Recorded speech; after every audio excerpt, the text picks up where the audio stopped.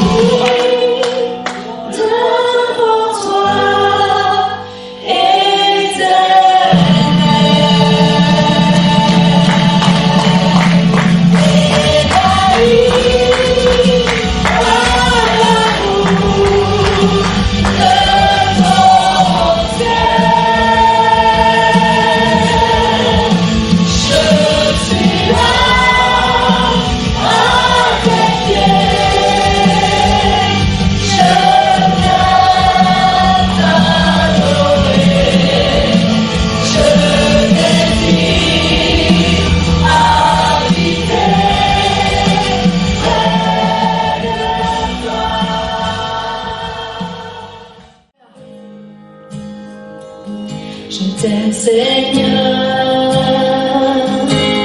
Ta grâce ne m'a jamais fait défaut. Chaque jour, tu m'as tenu dans tes mains. Du moment où je me réveille jusqu'à mon coucher, je chanterai la bonté de Dieu. Car toute ma vie tu as été fidèle, et toute ma vie tu as été si bon. Avec tout le souffle qui me reste, je chanterai la bonté de Dieu. J'aime ta main, tu m'as conduit à travers le feu. Dans la nuit sombre, tu es proche comme du haut. Je t'ai connu comme un père, je t'ai connu comme un ami, et j'ai vécu dans la bonté de Dieu. Car toute ma vie tu as été fidèle, et toute ma vie tu as été si bon. Avec tout le souffle qui me reste, je chanterai la bonté de Dieu. Ta bonté s'attache à moi, ta bonté me poursuit. Ta bonté s'attache à moi, ta bonté me poursuit.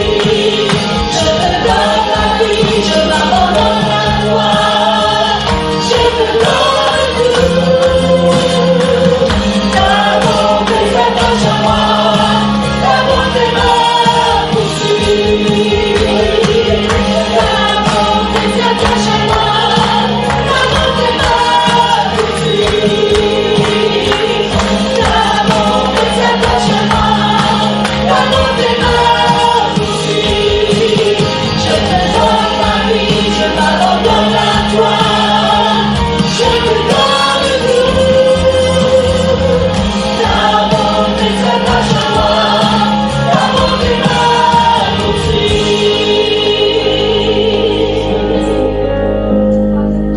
Tous ensemble d'une même voix. Car toute ma vie tu as été fidèle, et toute ma vie tu as été si bon, et toute ma vie tu as été si bon. Avec tout le souffle qui me reste, je chanterai la bonté de Dieu.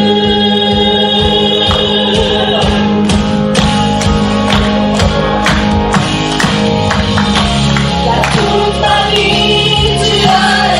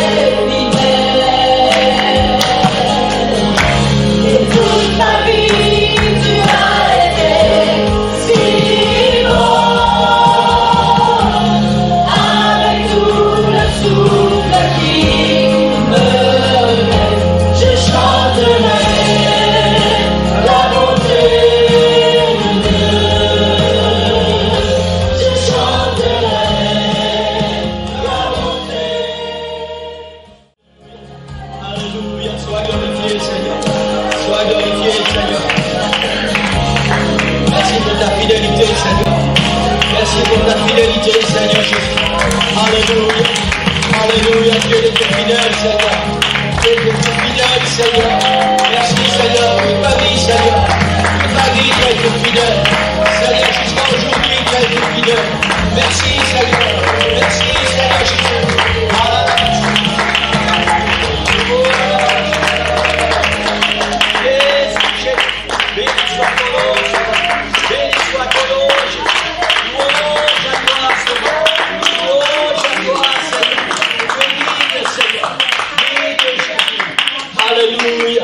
Alléluia, alléluia, quel chant merveilleux. Amen. Je me souviens la première fois que j'ai entendu ce chant, c'était en anglais bien évidemment, et la première parole c'était I love you Lord. Direct, waouh, ça a eu un impact sur moi, et en général c'est comme ça avec les chants, c'est les premières notes de musique ou les premières paroles. Amen, I love you Lord. Et le Seigneur est tellement merveilleux. Amen, et je suis certain que chacun de nous ce matin pouvons dire que si nous sommes ici, c'est parce que Dieu est fidèle. Amen. Ce n'est pas pour vous, mais en tout cas pour moi. Amen. Dieu est fidèle. Et toute ma vie, le Seigneur m'a montré combien il est grand, combien il est puissant et combien il est fidèle. Amen. Gloire au nom du Seigneur. Bon anniversaire, Église de Nivelles. Amen.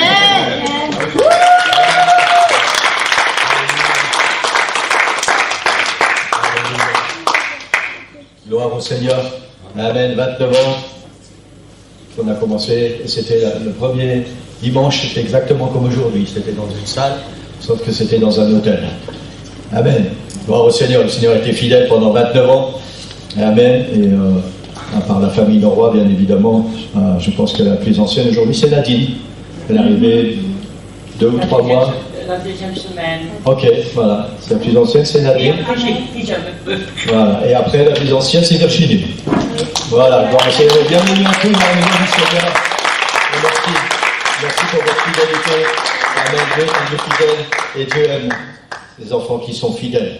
Amen. Gloire au nom du Seigneur. Vous pouvez prendre votre place. Alléluia. Gloire au nom du Seigneur. Amen. Aujourd'hui, c'est un jour spécial pour notre famille, bien évidemment. D'abord pour l'anniversaire de l'Église. Parce que le Seigneur nous a conduits pendant 29 ans et le Seigneur a encore des plans et des projets pour cette Église et pour cette ville. Amen. C'est un jour spécial aussi parce que pendant que j'y pense, vous avez les salutations de toute notre famille. Tout le monde souhaite un bon anniversaire à l'Église de Nivelles. Et voilà, aujourd'hui c'est aussi un jour spécial. On aurait aimé être en Norvège.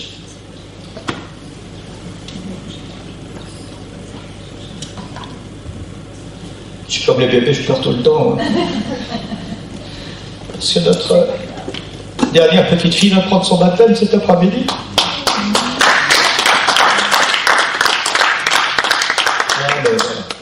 On est ici, on ne peut pas être partout en même temps. Et puis c'était pas possible, mais voilà, merci Seigneur, c'est aussi une preuve de sa fidélité. Amen. Dieu est fidèle et on va les suivre cet après-midi en direct depuis l'église de Oslo. Amen. Gloire au Seigneur. Voilà, j'ai fini de pleurer pour aujourd'hui. Je pense que le Seigneur fasse autre chose dans nos cœurs, dans nos vies. Amen. Oh oui, vous allez faire la traduction, d'accord. J'ai pensé que je vais la faire en français, mais j'aimerais vraiment la traduction. Okay. Just for announcements, Pour les annonces, we wanted to say that again, congratulations to the church. encore une fois, toutes mes félicitations à l'église de Nivelles 29 years, pour ses 29 ans, and especially to the Norrois family particulièrement pour la famille Leroy, who are willing to relocate from the Brussels area qui ont bougé de la région bruxelloise and bring their family here, et qui ont pris leur famille ici à Nivelles and also to be involved in a church plant here in this city. et qui ont planté une église ici dans cette ville. Everyone here is aware of the history that this was the first church plant apart from Anderlecht. Donc à part l'église d'Anderlecht, c'est la première église qui a été implantée en Belgique, To my knowledge. à ma connaissance. And so we give honor to whom honor is due. Et il faut donner l'honneur à qui doit être rendu. Amen. So It's nice to see you all here Et il est bon de tous vous voir and to feel the presence of the Lord. et nous ressentons la présence du Seigneur. Amen. God is good. Et Dieu est bon. If I could read something, just a few verses this morning. Et si je pouvais lire quelques versets ce matin. Donc c'est selon Louis II 21. Donc dans le 2 Secondes 21, C'est la prière de Moïse. La prière de Moïse. la prière de Moïse. Je vais le faire en français. Juste l'écriture. Donc la prière de Moïse, homme de Dieu. Et donc Seigneur, tu as été pour moi un refuge de génération en génération. Donc, soit une génération, l'autre génération, toujours le Seigneur est là. Avant que les montagnes soient nées, avant que tu aies créé la terre et le monde, d'éternité en éternité, tu es Dieu. Ouais. Tu fais retourner les hommes à la poussière et tu leur dis, fils d'Adam, retournez à la terre, car 1000 ans sont à tes yeux comme la journée d'hier. Elle passe comme le quart de la nuit. Amen. Tu les emportes semblables à un rêve qui le matin passe comme l'herbe. Elle fleurit le matin et elle passe. On la coupe le soir et elle sèche. Ouais. Donc, nous sommes vraiment bénis entre génération et génération. Until the Lord comes back, Et jusqu'au retour du Seigneur, our goal as Christians is to serve the Lord. notre but pour le Seigneur, c'est de le servir. But it's not just to come to church ourselves, Mais pas simplement de venir à l'église, but to be involved in the kingdom of God. mais de s'impliquer dans le royaume de Dieu. And so, as Sister Nadine said, we can be witnessing to people. Et comme la sœur Nadine a dit, nous devons être des témoins. And so, we want to be witnesses. Et nous voulons être des témoins. And because God is good, we can witness of God's goodness in our Et lives. parce que Dieu est bon envers nous, nous pouvons témoigner de cette bonté dans nos vies. When I think of the goodness of Jesus, Sorry. when I think of the goodness of Et quand je pense à la Jesus, bonté de Jésus all that He's done for me, et tout ce qu'il a fait pour moi, my soul cries out, mon âme hallelujah. s'écrie Alléluia. Thank you, Lord, for saving me. Merci Seigneur de m'avoir sauvé. And we want to see many people go into the kingdom of God. Et nous allons voir beaucoup de personnes aller dans le royaume de Dieu. Keep praying for revival in this nation. Continuez à prier pour le réveil dans cette nation.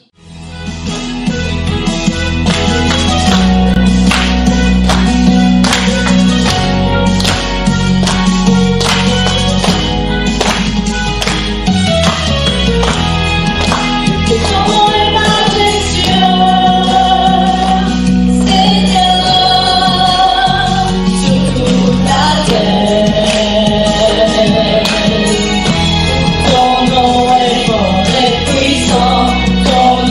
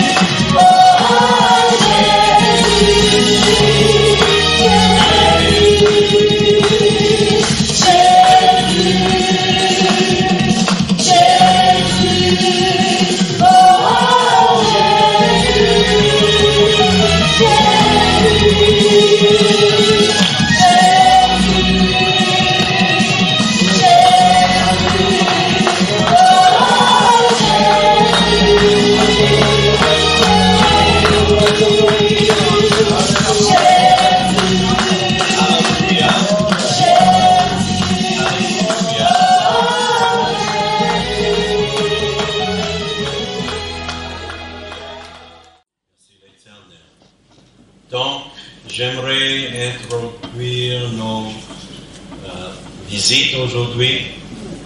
Peut-être je peux commencer avec la dame.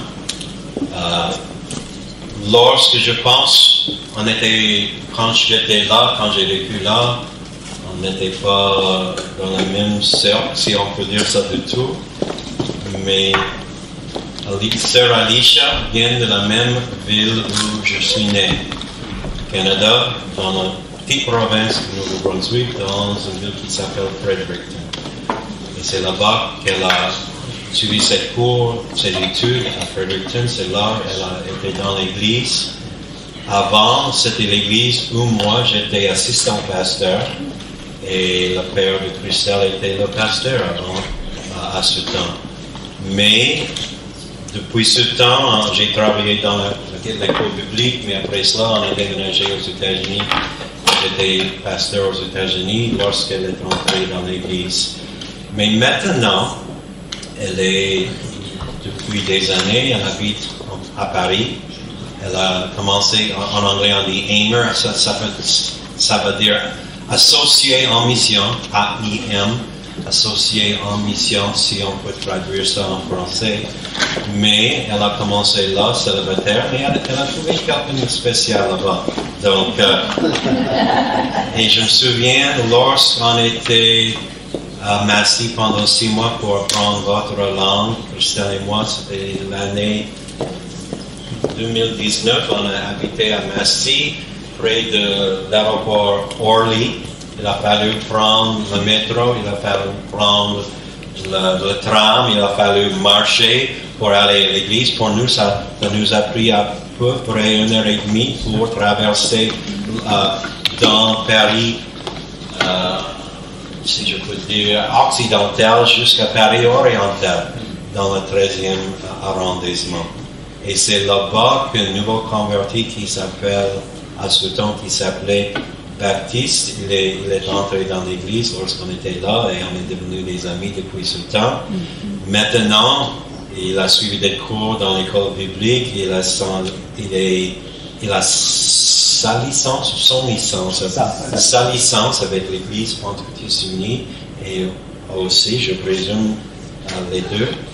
Et bien sûr, et nous sommes vraiment contents que maintenant la famille Ricard sont là parmi nous. Ils restent chez nous dans notre maison. Amen. Donc ils ont eu le privilège de se lever tôt ce matin pour prendre le voyage pour être là. Et on est vraiment contents qu'ils sont là. Et les deux, ils vont parler ce matin, ils vont prêcher, ils vont faire le ministère. Je suis content. Ils sont là, j'aimerais que vous preniez votre liberté. On n'est pas pressé, on a une autre heure facilement.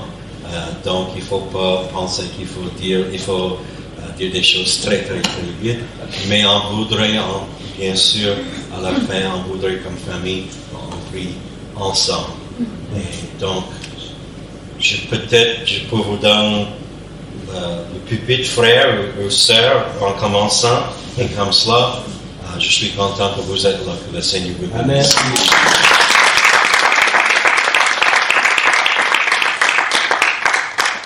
Bonjour Église. C'est vraiment un plaisir d'être avec vous aujourd'hui. Merci au pasteur et sœur Wallace pour l'invitation. Merci au pasteur Philippe pour nous inviter aujourd'hui. C'est un plaisir d'être avec les Canadiens aussi. C'est un plaisir pour moi. C'est comme être à la maison. Merci Seigneur. Mais aujourd'hui, comme c'était dit, on a une raison pour réjouir ensemble. C'est 29 ans. 29 ans que vous êtes l'église ici à Nivelles. Ça, c'est un incroyable témoignage. Nous fêtons 29 ans à la fidélité à Dieu. 29 ans de prières ferventes, des graines plantées, des graines de foi plantées. 29 ans des âmes sauvées et des vies transformées par la puissance et l'amour de Dieu. Quel magnifique témoignage. Amen.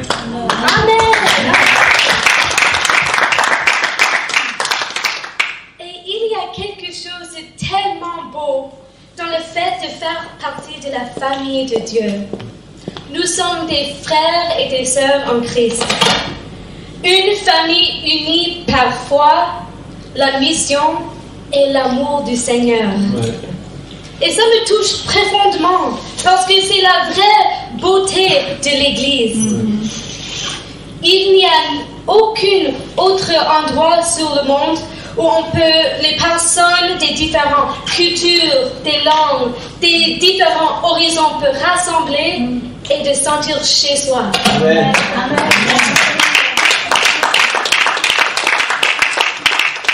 C'est une place, dès qu'on entre les portes, on peut ressentir l'amour, on peut ressentir la paix de Dieu. Amen. Et c'est extraordinaire. C'est l'amour de Dieu en action. Amen. Et peut-être, je ne connais pas tous les noms. J'ai essayé un peu de Sœur Nicole, Sœur Annalise, je connais quelques-uns. Et peut-être on a seulement serré la main pour la toute première fois, pour faire bis, 2 bis, 4 bis. Peut-être c'est la première fois. Mais je veux que vous sachiez, nous sommes sur votre équipe. Nous sommes sur cette mission ensemble. L'Église n'est pas un bâtiment. Non. Écoute, nous aussi en Paris, on a des frustrations parce qu'on n'a pas notre propre bâtiment. On fait des déplacements, on loue les places et c'est toujours un challenge. Mais merci Seigneur que l'Église est beaucoup plus grande qu'un bâtiment. Amen. L'Église n'est même pas définie par un lieu physique. L'Église est plus grande que ça. C'est un peuple rempli de sa présence. Amen. Amen.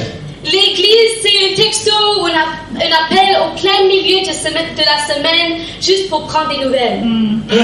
L'Église, c'est partager un café, avoir une conversation sincère, des larmes versées sans peur de jugement ou crainte. C'est la voix douce qui rassure que Dieu vous aime.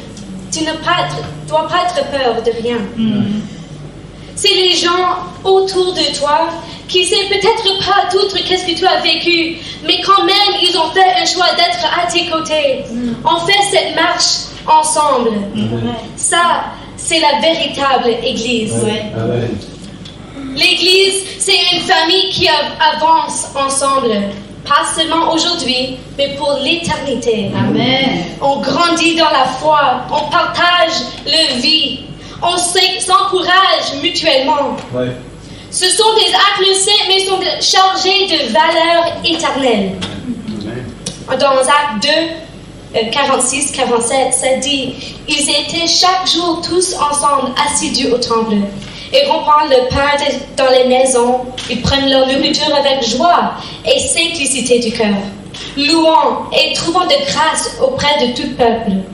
Et le Seigneur ajoutait chaque jour à l'Église ceux qui étaient sauvés. » Amen. Ça, c'est qu'est-ce que l'Église, c'est tout à Amen. propos. Moi, j'adore rassembler les dimanches avec l'Église. J'adore chanter les louanges, entendre la parole, prier ensemble.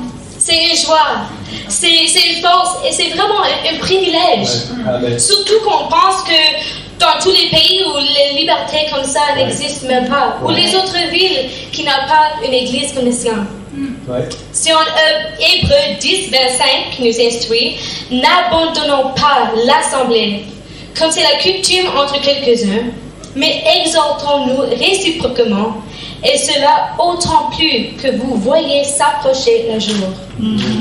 À chaque fois qu'il y a une occasion de rassembler, sois là, faisant ta priorité, parce qu'il y a la bénédiction de renouvellement et la force que quand on réunit ensemble. Amen. Mais l'Église n'est jamais censée d'être limitée les dimanches.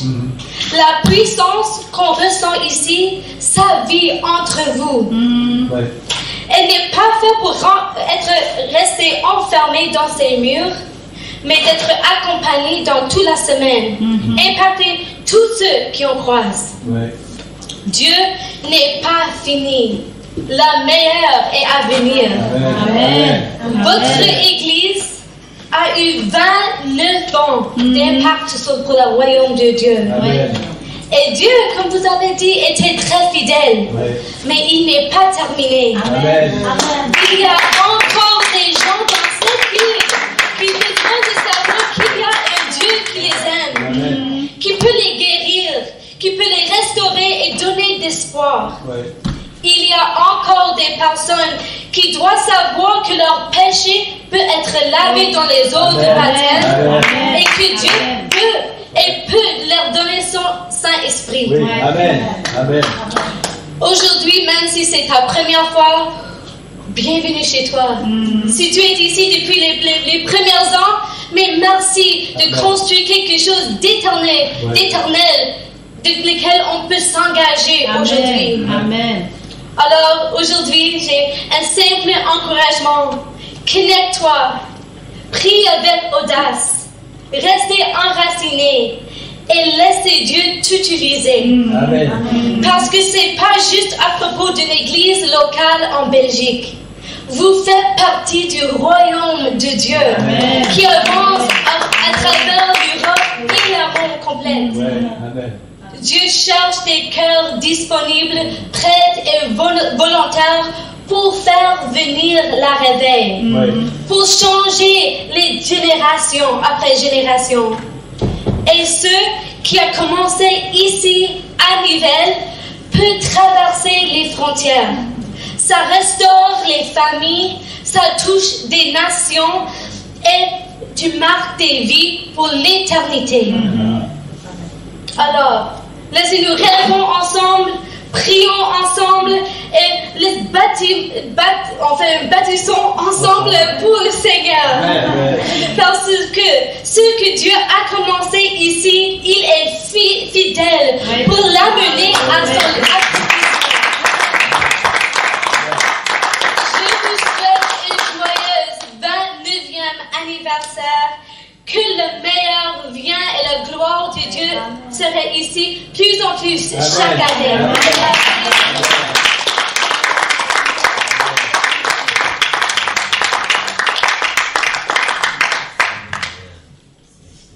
Praise the Lord. Non, pardon. C'est lui le français. On va parler en français. Je loue le Seigneur. Amen. J'espère que vous allez bien.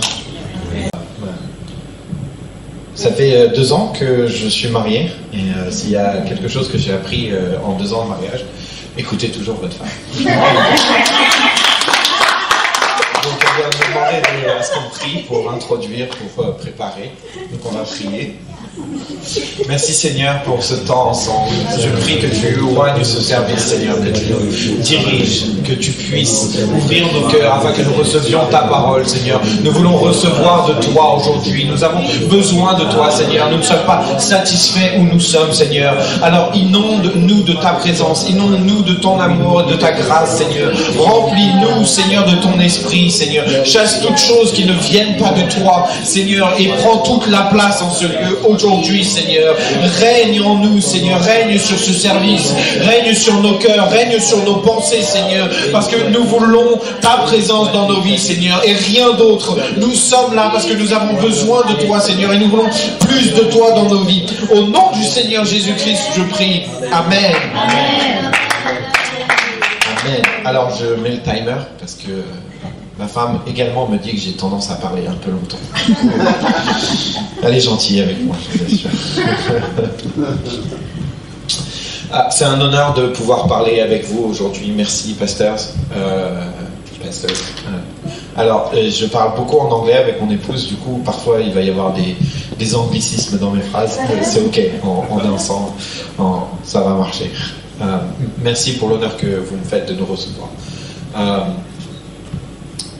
Je vais témoigner un peu plus tard, donc du coup on va garder le témoignage pour un peu plus tard dans le message, mais ils ont eu un important rôle dans ma vie et je suis très reconnaissant de pouvoir être là et de pouvoir partager aujourd'hui sous leur ministère. Amen.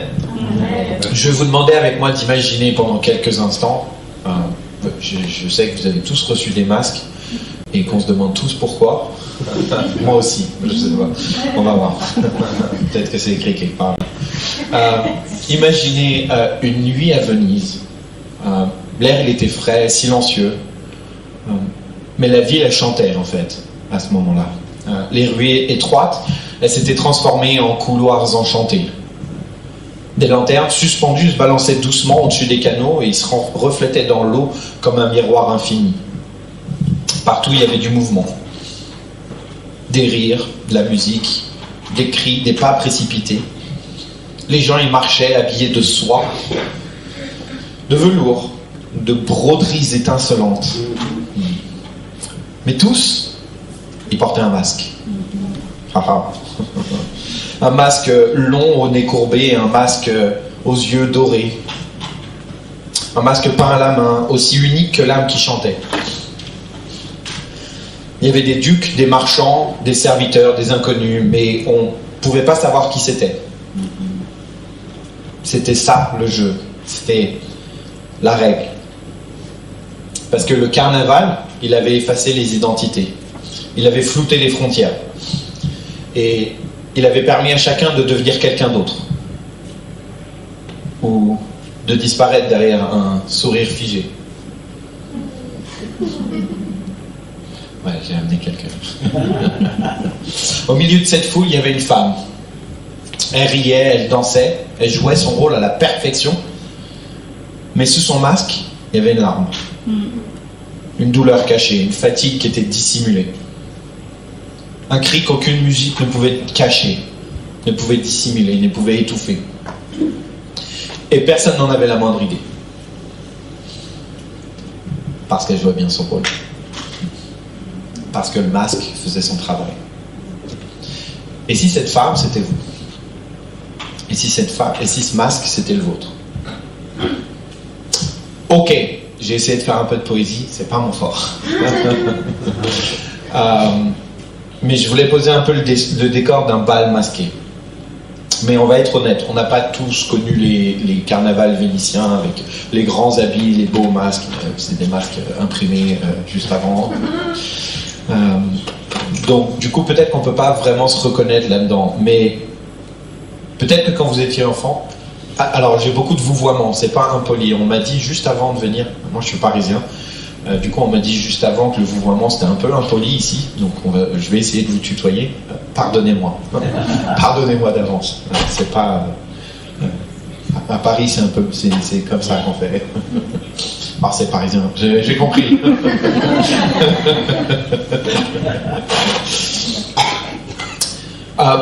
Peut-être que quand vous étiez enfant, vous jouiez à vous déguiser, à mettre des masques et à peindre, à sortir justement à imprimer des masques en papier, et à sortir toute la collection de colle, de plumes, de paillettes pour pouvoir mettre les masques et les décorer vous-même. Non? Vous avez jamais fait ça? Non? Moi j'ai fait aussi, ouais. Quand j'étais plus jeune, on était allé à l'opéra de Paris, le grand opéra de Paris. Et en fait, il y avait comme un jeu à l'intérieur où on pouvait... il y avait des énigmes, on portait un masque comme ça et il y avait des énigmes qu'il fallait trouver. J'étais allé avec ma nièce et c'était super rigolo de pouvoir faire ça et d'aller parler avec les gens avec le masque, etc. C'était une expérience un peu différente. Mais en grandissant, on arrête de jouer, on arrête un peu de se déguiser. J'espère. Ouais. Mais le problème, c'est que même en faisant ça, on garde nos masques. On porte peut-être pas de plumes, peut-être qu'il n'y a pas de soie dans ce masque, mais peut-être que vous portez un sourire forcé. Je vais m'en sortir avec tout.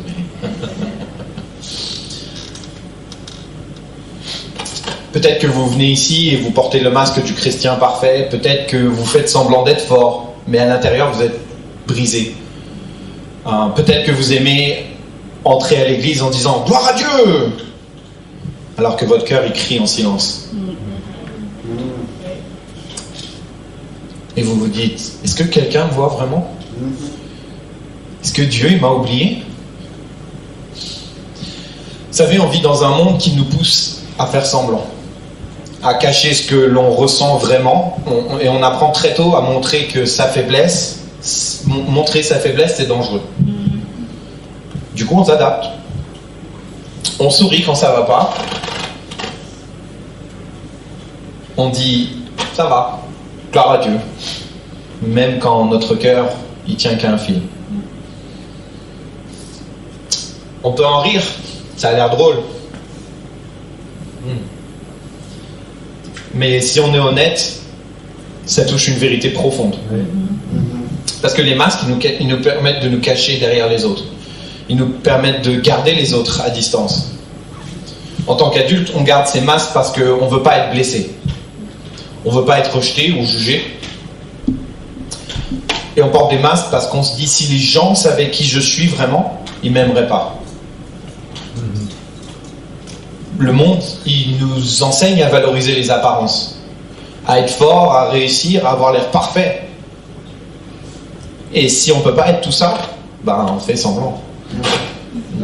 On cache la douleur, on enterre le chaos, et on continue d'avancer. Ça va? Ah, tout va bien.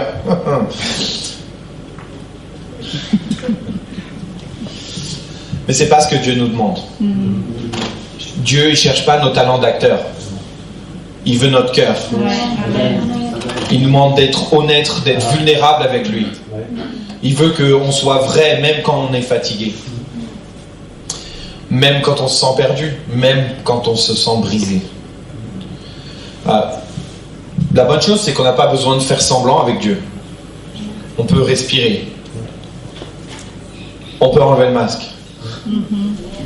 Moi, j'essaie de garder en bas. Vous savez, Dieu, il voit déjà tout. Et ce qui est beau, c'est qu'il vous aime. Comme vous êtes. Vous n'avez pas besoin de faire semblant. Il vous a jamais demandé de faire semblant. Lorsque Samuel, il a été envoyé pour oindre le prochain roi d'Israël, il était prêt à choisir le fils le plus impressionnant, qui s'appelait Eliab. Parce qu'il était fort, grand, confiant, il avait l'air d'un roi. Mais on peut lire dans 1 Samuel 16 au verset 7, mais l'Éternel dit à Samuel, ne prends point garde à son apparence et à la hauteur de sa taille, car je l'ai rejeté. L'Éternel ne considère pas ce que l'homme considère. L'homme regarde à ce qui frappe les yeux, mais l'Éternel regarde au cœur. Un à un, tous les frères qualifiés, ils passèrent devant Samuel. Et Dieu, il a dit à chacun d'eux, non, c'est pas lui. Samuel, c'est pas lui. Et puis David, il arriva à un moment. C'était le plus jeune. Ils l'ont oublié dans les champs. Il n'était même pas convié à cette réunion de présentation de tous les frères. Et il ne ressemblait pas à un roi. Mais Dieu, il a vu plus loin que son apparence. Il a regardé au cœur de David. Et il a vu un cœur réel, brut et totalement soumis. David, il n'avait pas besoin de jouer un rôle. Il n'avait pas besoin de masque, parce que Dieu l'a vu et il l'a appelé. C'est pas seulement l'histoire de David, c'est l'histoire de beaucoup de personnes dans la Bible. Et c'est notre histoire, chacun d'entre nous ici. On a tous vécu des moments où on a senti le besoin de nous cacher. Non? Tous on a eu des situations où on a préféré mettre un masque. Des moments où on ne se sentait pas à la hauteur, ou des périodes où on se sentait ignoré ou invisible. Agar, elle a vécu cela aussi. Peut-être que certains d'entre vous, vous ne savez même pas qui c'est Agar. Elle n'est pas forcément très connue dans la Bible. Ce n'était pas une femme célèbre. Elle n'est pas devenue une reine, ou elle n'est pas devenue une guerrière comme David. C'était simplement une servante. On peut voir son histoire dans Genèse au chapitre 16, et elle fut donnée à Abraham pour lui porter un enfant. Quand elle est tombée enceinte, tout est parti en vrille, si je peux me permettre, pardon. Tout est parti à volo. La jalousie, le mépris, la maltraitance sont venus sur sa vie.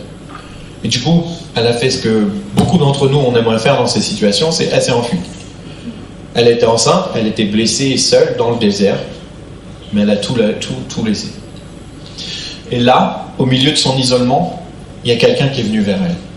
Pas un homme, Pas quelqu'un qui est venu pour la juger de sa condition, mais un ange, un messager de Dieu. Il lui a parlé, il a appelé par son nom. Il a vu sa douleur et il a affirmé sa valeur. Il lui a donné de l'espoir. Et à ce moment-là, Agar, elle a dit quelque chose qui est puissant pour moi. Dans Genèse 16 au verset 13, elle dit, la Bible nous dit, elle appela Ata El Roi, le nom de l'Éternel qui lui avait parlé. Car elle dit, ai-je vu ici après qu'il m'ait vu? Ai-je rien vu ici après qu'il m'ait vu? En hébreu, El Roi, ça signifie le Dieu qui me voit. Parce que le Dieu qui ne parle pas qu'au prophète ou au roi, mais le Dieu qui voit la servante. Amen. Et ce même Dieu, il vous voit. Amen. Tous. Amen. C'est un beau cadeau. On peut applaudir. Hein. C'est moi, merci Seigneur de nous voir. Merci Seigneur, c'est merveilleux. On peut être pleinement aimé par le Seigneur. On n'a rien à cacher au Seigneur. On n'a pas besoin de faire semblant. On n'a pas besoin d'être un bon comédien ou de mettre une bonne façade. Comme David, comme Agar. Vous n'avez pas besoin d'être impressionnant aux yeux de Dieu. Il ne recherche pas l'apparence parfaite. Du coup, on n'a pas besoin de prouver notre valeur au Seigneur. Parce qu'il ne cherche pas la perfection, mais il regarde à nos cœurs. Amen. Alors, encore une fois, enlève le masque. Amen. On n'en a pas besoin ici. On n'en a pas besoin avec lui. Il voit qui vous êtes. Il voit le vrai toi. Et il vous appelle par votre nom. Ésaïe 43 au verset 1 nous dit, ainsi parle maintenant l'Éternel, celui qui t'a créé, ô Jacob, celui qui t'a formé, ô Israël. Ne crains rien, car je te rachète et je t'appelle par ton nom. Tu es à moi. Et c'est pas tout. Il n'est pas seulement le Dieu qui te voit, mais il est le Dieu qui marche avec toi. Amen. Chaque tempête, chaque intempérie dans ta vie, chaque problème, il est là avec toi. Merci Seigneur. Il est Dieu qui s'approche de toi pour te rafraîchir, pour rafraîchir ton âme et te guérir. On sert un Dieu qui connaît notre nom. Vous savez combien de noms il y a sur terre? Il connaît notre nom. Amen. Alicia et moi, quand on va quelque part, on essaye de connaître les noms des personnes à qui on ministère. Donc on note certains noms et elle a une meilleure mémoire que moi. Moi je suis terrible à ça, mais j'écoute. Dieu, il connaît tous nos noms. Il nous connaît tous. Et il sait aussi les besoins précis de nos cœurs. Il connaît les prières silencieuses. Et il a toutes les réponses. Ésaïe 41, au verset 10, continue en disant, ne crains rien, car je suis avec toi. Ne promène pas des regards inquiets, car je suis ton Dieu. Je te fortifie, je viens à ton secours. Je te soutiens de ma droite triomphante. On sert le même Dieu qui a vu Anne pleurant en silence dans le temple. Et Dieu a répondu au cri de son cœur par un miracle. Il a trouvé le grand prophète Élie caché dans une caverne, épuisé et effrayé. Et il lui a parlé non pas par le feu, non pas par un tremblement de terre, mais dans un doux murmure. Montrant que Dieu, il nous rejoint même dans nos moments les plus faibles et silencieux. Dans le Nouveau Testament, il a remarqué la femme qui saignait depuis 12 ans. Elle était ignorée par le monde, mais elle n'a jamais été invisible pour Dieu. Il a levé les yeux vers Zachée, dans son arbre, l'a appelé par son nom, et s'est invité dans sa vie. Il y a quelque chose de puissant dans le fait d'être vu, lorsqu'on est au plus bas dans nos vies, et d'être aimé quand même. Dans Matthieu 11, Jésus nous donne cette invitation ouverte. Venez à moi, vous tous qui êtes fatigués et chargés, je vous donnerai du repos. Pas venez quand vous aurez tout réglé, mais simplement venez. On voit ça se manifester magnifiquement dans l'histoire de la femme au puits, dans Jean 4. Cette femme, elle venait pas seulement pour puiser de l'eau, mais elle portait le poids du rejet, le poids de la honte et d'un passé qui était vraiment très compliqué. Elle est venue à midi, c'est le moment le plus chaud de la journée, quand personne ne va au puits. Probablement parce qu'elle était fatiguée des murmures et des regards, et elle évitait les gens. Mais Jésus, il l'attendait là. Et il commence la conversation par lui dire quelque chose de simple. Il lui dit, donne-moi à boire. Et à partir de là, il la conduit doucement dans une conversation qui est un peu plus profonde que juste donne-moi à boire. Non pas pour l'embarrasser, mais pour la libérer. À un moment donné, un peu plus tard dans le chapitre 4 de Jean, au verset 16 à 18, Jésus il lui dit, va, appelle ton mari et viens ici. La femme répondit, je n'ai point de mari. Jésus lui dit, tu as bien fait de dire, je n'ai point de mari, car tu as eu 5 maris, et l'homme que tu as maintenant n'est pas ton mari. En cela, tu dis vrai. Alors, je ne sais pas vous, mais moi, quand je lis ça, je me mets à la place de la femme. Et c'est un peu Jésus qui expose toute votre vie en un instant. Comment il sait ça? Pourquoi? J'ai dit à personne, personne ne le sait. Et pourtant, Jésus, il reste là. Il ne s'est pas éloigné, il n'a pas juste posé une bombe et il est parti. Non, il est resté là. Il ne se tient pas là pour la condamner. Amen. Jésus, il est venu la rencontrer exactement où elle était, dans son désordre. Et il lui a montré qu'elle n'avait pas besoin de se cacher. Que quelque chose de plus grand était devant elle. Amen. Et c'est la même invitation pour chacun d'entre nous aujourd'hui. Jésus, il ne nous demande pas la version polie et parfaite de nous. Il voit la fatigue, il voit la honte, il voit les secrets. Toutes les choses qu'on préférerait cacher derrière le masque. Il voit tout. Et il dit, viens à moi, amène-moi tout ça. On va en discuter ensemble. Vous n'avez pas à porter ce poids tout seul. On n'a pas besoin de faire semblant. Dieu il dit, viens et laisse-moi te donner repos à ton âme. Le repos que tu cherches depuis si longtemps.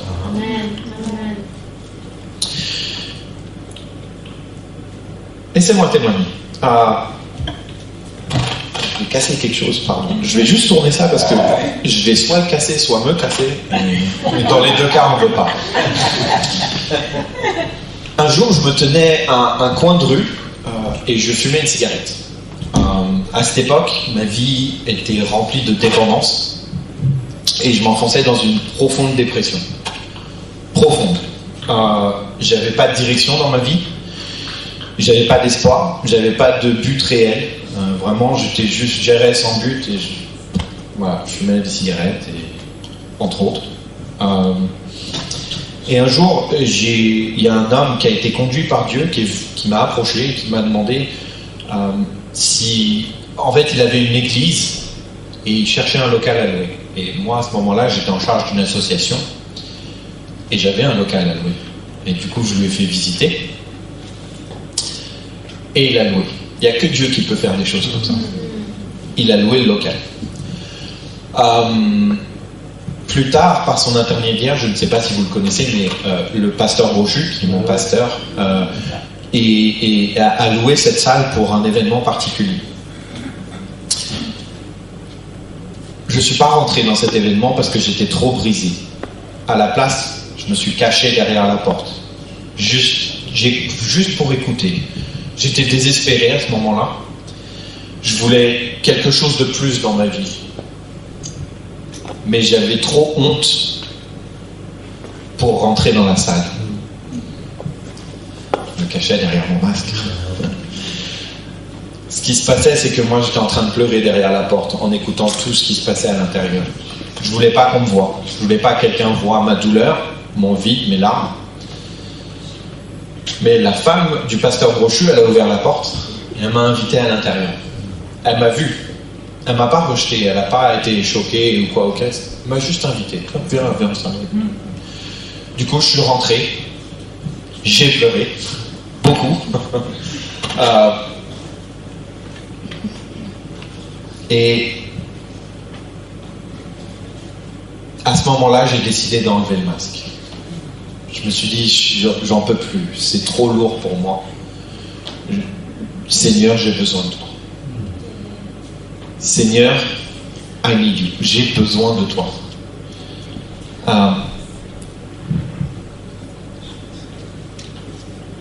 Quelque temps après, on m'a invité à l'église. Peut-être, j'y suis allé peut-être 2 mois après.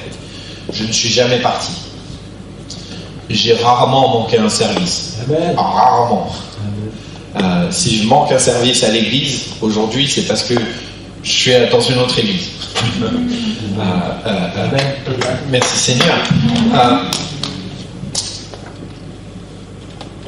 En allant à l'église, je me suis rendu compte qu'après être retourné à la maison, après cet événement, après l'événement spécial, j'avais remis mon masque. Hop, parce que je vivais avec mes parents, du coup, hop, je veux pas qu'ils voient dans quel état j'étais, etc.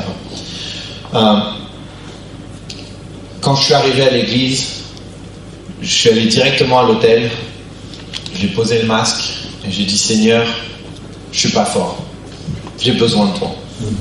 Je suis fatigué de fuir, je suis fatigué de me cacher, je suis fatigué de faire semblant que tout va bien alors que je m'écroule à l'intérieur. Je veux pas porter tout ça. Alors je le dépose à ta croix, Seigneur. Aide-moi. J'ai besoin de toi. Et là, sans masque, vulnérable, c'est dur. Mais j'ai tout déversé. Chaque dépendance, chaque peur, chaque chose que je retenais en moi, chaque chose que je n'osais avouer à personne, j'ai tout déposé. Et enlever ce masque, ça a été le début d'un magnifique voyage pour moi. Amen. Un voyage de restauration, de guérison et de libération.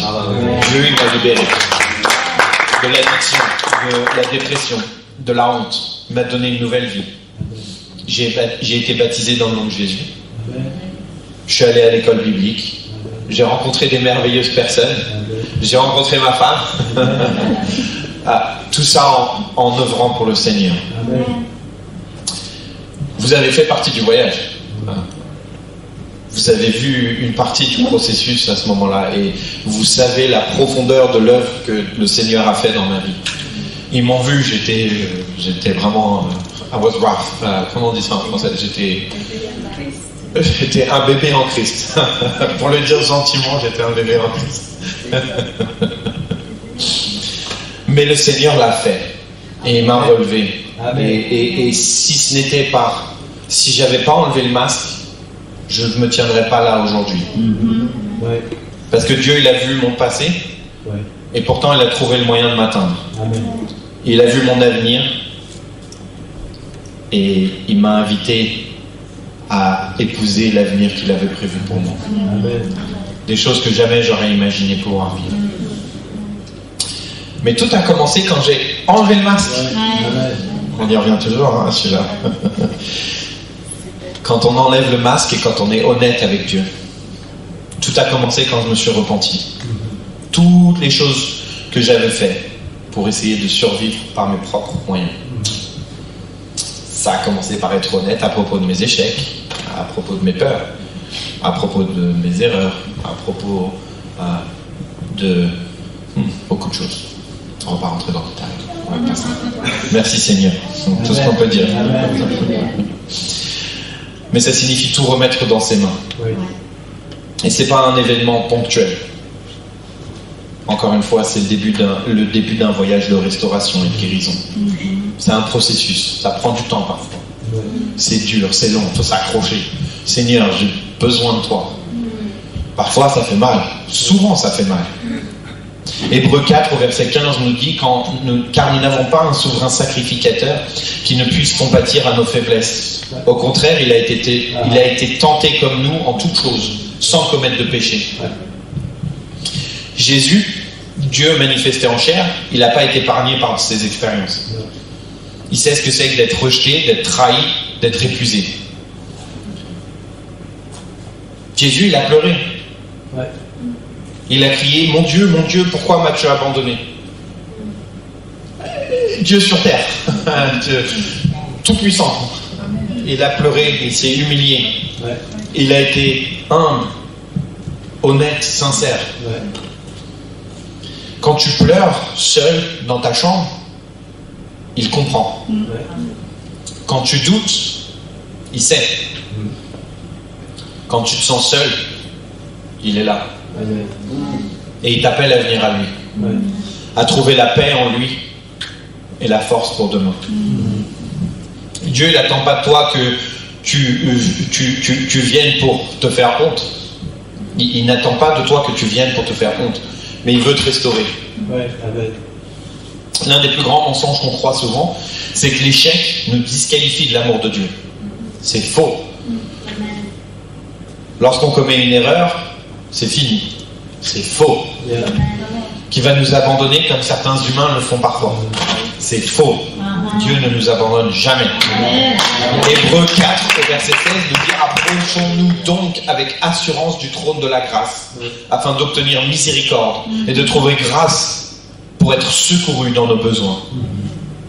Amen. Jésus, il ne se détourne pas de notre faiblesse. Il nous invite à lui apporter. Ouais. Quand on est tombé, quand on a échoué, il faut lui donner. Ouais. Amen. Ça ne sert à rien de le garder pour nous. Regardez un autre exemple que j'adore. Pierre. Il a marché près de Jésus, très très près de Jésus. Ouais. Il a vu les miracles. Il a entendu tous les enseignements. Il avait même déclaré avec assurance dans Marc 14 au verset 29 à 31: quand tous seraient scandalisés, je ne serais pas scandalisé. Jésus lui dit: en vérité, je te le dis, aujourd'hui, cette nuit même, avant que le coq chante 2 fois, tu me renieras 3 fois.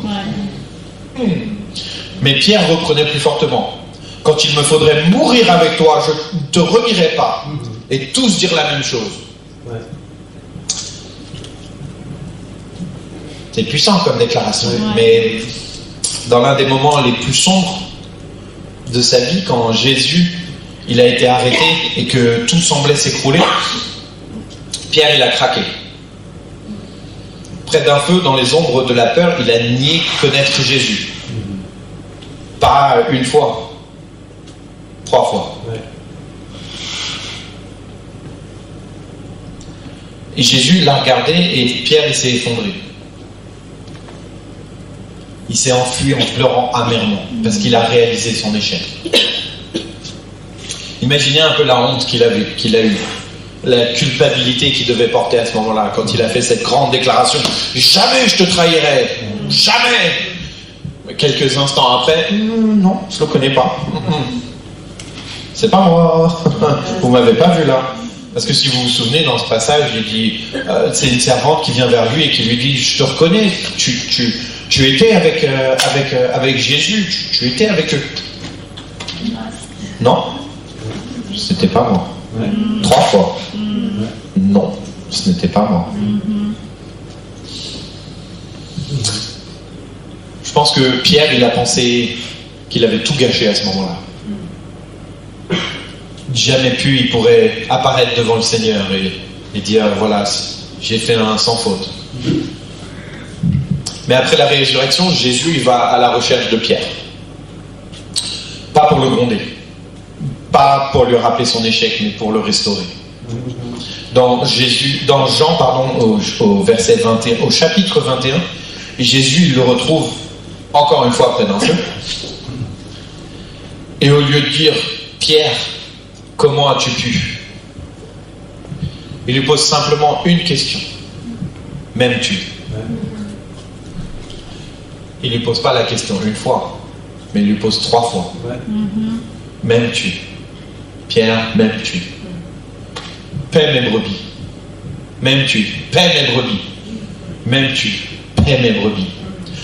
Chaque fois pour restaurer les fois où il a échoué et rétablir Pierre là où il était. Pas pour rouvrir la blessure, mais pour guérir. Pour remplacer le poids de la honte par la puissance de la grâce. C'est ça Jésus. Voilà qui est Jésus. C'est un sauveur qui restaure. Il réécrit l'histoire. Il ne nous rejette pas quand on tombe. Il vient pour nous relever là où on est. Alors peut-être qu'aujourd'hui on se sent comme Pierre. Peut-être que notre échec il nous semble trop lourd, trop récent, impossible à réparer. Mais Jésus ne vous regarde pas comme ça. Il ne secoue pas la tête. Exactement, c'est la version canadienne. Mais il tend la main. Et il te demande encore, m'aimes-tu? Et si votre cœur dit oui, même à travers les larmes, il répond alors, recommençons ensemble. Amen. Viens avec moi. On n'a pas fini. On continue. On reprend là où on s'était arrêté. Et on repart. Amen. Amen. Merci Seigneur. Vous n'avez pas besoin de porter le masque de la perfection. Vous n'avez pas besoin de cacher vos erreurs. Le trône de la grâce, il n'est pas gardé par la honte. Il est ouvert. Amen. Vous y êtes invité à vous approcher du trône avec assurance. Encore une fois, avec Jésus, l'échec n'est pas la fin de l'histoire. C'est là où commence la grâce. On va bientôt conclure, mais avant de le faire et d'avoir un moment de prière, je vais vous demander de faire quelque chose. Comme ça, je ne suis pas le seul à m'agiter. Vous avez tous reçu un masque aujourd'hui. Et je suis sûr qu'on se demande tous depuis le début, mais qu'est-ce qu'il veut bien qu'on fasse avec ça? Je vais demander à mon épouse de m'aider pendant un instant. On a des stylos avec nous. Et avant de venir à l'hôtel, je veux que vous preniez un stylo. Je ne sais pas si on en a pour tout le monde, mais on va s'arranger. Et au dos de ce masque, je veux que vous écriviez une chose ou deux que vous avez caché. Quelque chose de personnel. Mais vous inquiétez pas, je ne vais pas les ramasser, je ne vais pas les lire. C'est pour vous. Mais on ne va pas les ramener à la maison. D'accord? Ces masques, ils vont ici, ils restent entre vos mains et après ils vont à la poubelle. C'est le seul chemin qu'ils ont. Amen. Quoi? On veut garder un esprit de prière et une certaine sincérité. Mais peut-être que ton masque dans ta vie, c'est la peur. Peut-être que vous êtes étudiant et vous redoutez l'incertitude de l'avenir. Peut-être que vous avez un mariage en difficulté, ou des problèmes financiers qui vous écrasent de stress et d'anxiété. Peut-être que vous avez de l'insécurité dans votre vie. Peut-être que vous avez le sentiment de ne jamais pouvoir être assez. Peut-être que vous avez de la dépression ou de l'anxiété. Des choses que vous ne voulez pas forcément que tout le monde sache. Peut-être que vous avez une addiction que vous n'arrivez pas à briser. Peut-être que c'est une blessure du passé que vous revivez sans cesse. Moi, je ne sais pas ce que votre masque cache. Mais Dieu, il le sait. Dieu, il voit toutes choses. Et Dieu, il est avec nous. Même si c'est un service qui est calme, Dieu, il est avec nous. Amen. Puissamment aujourd'hui. Et il vous appelle à la guérison, à la restauration, à la paix et à la joie. Dieu, il vous appelle à enlever ce masque. Pas seulement en théorie, mais pour de vrai. Soyons honnêtes avec lui. Que ce soit le jour, aujourd'hui, où tu cesses de faire semblant. Où tu commences à guérir. Amen. Vous avez tous quelque chose? Amen. Peut-être que pour toi, aujourd'hui, ça signifie apporter les questions et les doutes à la lumière. Peut-être que c'est juste confesser un échec. Ou même demander de l'aide. Seigneur, aide-moi. Je ne sais même pas quoi marquer sur ce masque. Juste, aide-moi. Help.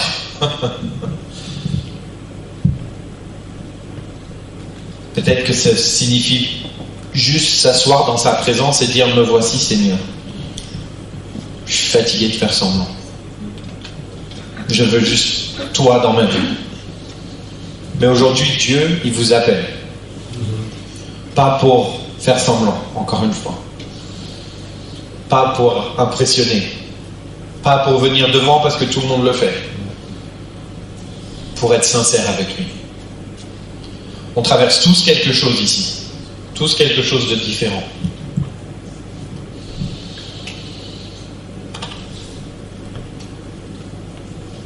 Amen.